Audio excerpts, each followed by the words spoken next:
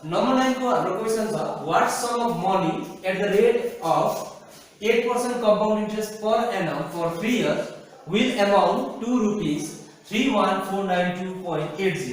यो भनेको चाहिँ के हो भन्दाखेरि कति रुपैयाँको चाहिँ कति रुपैयाँ प्रिन्सिपल चाहिँ हामीले कति चाहिँ लियो भने चाहिँ यो प्रिन्सिपललाई रेट अफ इन्ट्रेस्ट 8% कम्पाउन्ड इन्ट्रेस्टले दियो भनेदेखि अनि कति वर्षमा भन्दैछ 3 वर्षमा चाहिँ त्यो पैसा चाहिँ बढेर चाहिँ 31492 रुपैयाँ 80 पैसा दैट मीन्स 31492.80 पैसा चाहिँ हुन्छ अरे भनेर सोध्दैछ भन्नु मतलब हामीले के निकाल्नु पर्यो प्रिन्सिपल निकाल्नु पर्यो सो यहाँनिर हाम्रो छ सल्युसन अमाउन्ट इक्वल टु हामीलाई अमाउन्ट दिएको छ रुपीस 31492.80 प्रिन्सिपल हामीले फाइन्ड आउट गर्नु छ रेट हामीलाई दिएको छ 8% per annum अनि number of phase n is equal to दिएको छ हामीलाई 3 इयर्स पछि नम्बर अफ फेज 3 भयो किनकि 1 वर्षको एउटा फेज हुँदैछ यो क्वेशनमा सो हामीलाई थाहा छ formula we know that amount को फर्मुला हुन्छ amount is equal to p 1 plus r upon 100 to the power n so a को भ्यालु दिएको छ हामीलाई 31492.80 which is equal to p bracket upon 1 plus rate भनेको हामीलाई दिएको छ 8 upon 100 to the power n number of phase हाम्रोमा छ 3 so next लाइनमा हामीले के गर्न सक्छौं भन्दाखेरि 3149280 which is divided by हामीले point हटाइदियौ भने point को जग्गा 1 मा point देखि उता हाम्रोमा कतिवटा छ डिजिट एउटा दुईटा छ सो दुईटा 0 हामीले लगाउनु पर्यो so this is equal to भयो हाम्रो p 1 र 100 को एलसीएम हुन्छ हाम्रो 1 र 100 को 100 सो 100 जा 100 100 into 1 100 plus 8 whole to the power 3 next line मा हाम्रो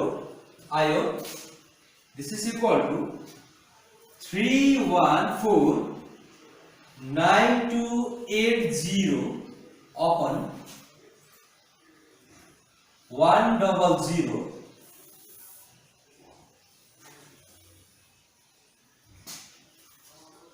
equal to p 100 plus 8 108 upon 100 whole to the power 3 यसके बाबा दिन 100 मा 8 जोड्दा 108 मुनि छ 100 दुईटाको होल भएको ब्रेकेट भएको कारणले दुईटाको पावर के भयो 3 भयो सो अब यहाँ 08 को होल क्यूब भनेको चाहिँ कति हो भन्दाखेरि 108 होल क्यूब भनेको चाहिँ भयो 108 into 108 into 108 अब हामीले डाइरेक्ट याद हुँदैन सल्भ गरौँ यो भनेको कति हो भन्दाखेरि 108 into 108 8 8 जा 64 8 1 जा 8 यो बुझाउनु पर्दैन तिमीहरुलाई बुझ्छ तिमीहरुले 0 8 जा 0 0 0 जा 0 0 1 जा 0 1 8 जा 8 1 0 जा 0 1 1 जा 1 यो जोड्दा भयो हाम्रो 4 6 8 plus 8 16 1 1 11664 भयो यसलाई चाहिँ हामीले किन मल्टिप्लाई गर्नु पर्यो 108 ले सो 108 ले मल्टिप्लाई गर्दा हाम्रो हुन्छ 8 4 जा 32 32 को 2 भयो 8 6 जा 48 49 50 51 8 6 जा 48 48 मा अघिको 5 भयो अघिको 5 छ हैन 8 6 जा 48 49 50 51 52 53 8 1 जा 8 8 plus 5 13 8 1 जा 8 अघिको बाद जोड्दा 9 अब 0 ले गरौँ 0 ले गर्दा भयो 0 4 जा 0 0 6 जा 0 0 6 जा 0 0 1 जा 0 0 1 जा 0 अब 1 ले 1 4 जा 4 1 6 जा 6 1 6 जा 6 1 1 जा 1 1 1 जा 1 सो फाइनल हाम्रो भयो 2 1 4 plus 3 7 6 plus 3 9 9 plus 6 15 2 1 2 5 9 7 1. So this is equal to हाम्रो यो भयो 3 1 4 9 2 8 0 upon 100 equal to हाम्रो भयो 108 को क्यूब भनेको 1 2 5 9 7 1 2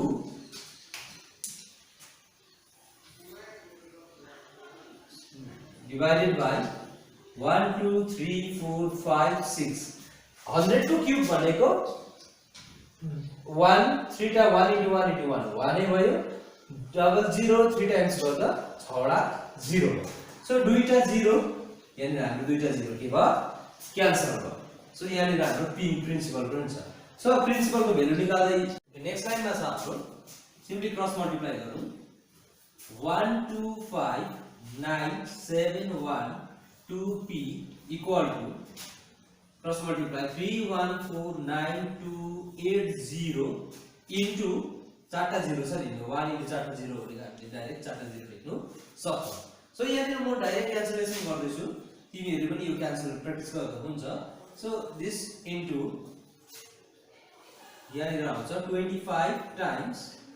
into 000. So principal equal to rupees 25,000. यो क्याल्कुलेसन गर्नु चाहिँ तिमीहरुले एक एक प्र्याक्टिस गर्नु. जस्ट डिभाइड प्रोसेस प्र्याक्टिस गर्नु. सो लामो छ भनेर मेरो जग्गा नभएर म डाइरेक्ट गर्दैछु. तिमीहरुले एक प्र्याक्टिस गर्नु. किमा के कम्प्लिकेटेड छैन किनभने तिमीहरुले यो कुराहरु जानिसकेको छ. अब यो भन्नु मतलब चाहिँ जब एउटा मान्छेले चाहिँ 25,000 रुपैयाँ चाहिँ लोन लियो अरे लोनै मानिने हो लियो अरे बैंकले चाहिँ नत्र कुनै मान्छेले कुनै कसैले 8% रेट अफ इन्ट्रेस्ट दिदैछ अरे अनि उले 3 वर्षमा फर्काउँदाखेरि चाहिँ उले कति फर्काउनु पर्छ 21,492 रुपैयाँ 80 पैसा. यसरी नै तिमीले अरु नम्बरहरु जति छ तिमीले होमवर्क गर्नु. Thank you.